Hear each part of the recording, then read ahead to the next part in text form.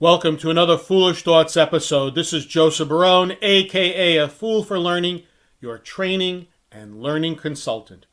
And our foolish thought for today is Zoom bombing and background bombing.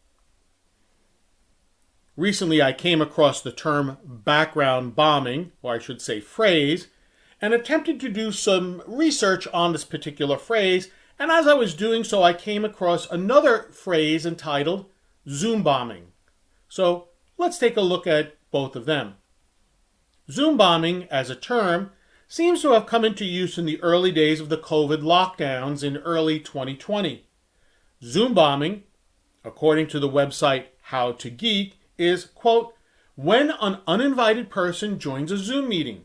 This is usually done in an attempt to gain a few cheap laughs at the expense of the participants, end quote. At the time, Zoom bombers often hurled racial insults or profanity, or may have even shared pornography. However, it may also include a variety of activists who may join to hijack a meeting to promote their political or social cause. So, how did this phenomenon happen? It happened because people were careless on how they shared the Zoom link with others. Although Zoom made some changes in their software, bottom line is that anyone who had access to the link and the password could access a meeting. Background bombing, according to the survey published by HP, aka Hewlett-Packard, entitled Hybrid Work, Are We There Yet?, is simply when housemates, children, and pets have made frequent guest appearances in the backgrounds of various remote meetings. According to the survey, 77% of people reported that people wandered into backgrounds as a disruptor to their remote meetings.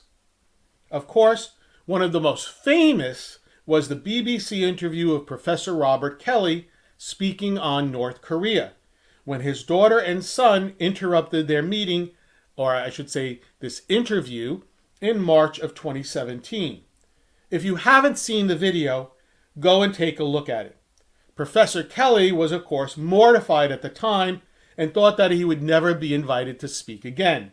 But because the children were so cute, they were so cute, and it was so spontaneous, there was little or no backlash against him. Have you ever experienced Zoom bombing? How about background bombing? At this point in my life, I have not experienced either, but there is always a first time. And hopefully, I have given you something to think about. If you learned something from this episode, please take a moment to like, comment, subscribe, or even share with a friend. And to learn more about A Fool for Learning and how I can assist you and your organization with an appropriate learning solution to meet your business needs, please visit my website at afoolforlearning.com. This is Joseph Barone, the CEO of A Fool for Learning, signing out. Remember, learn, perform, succeed.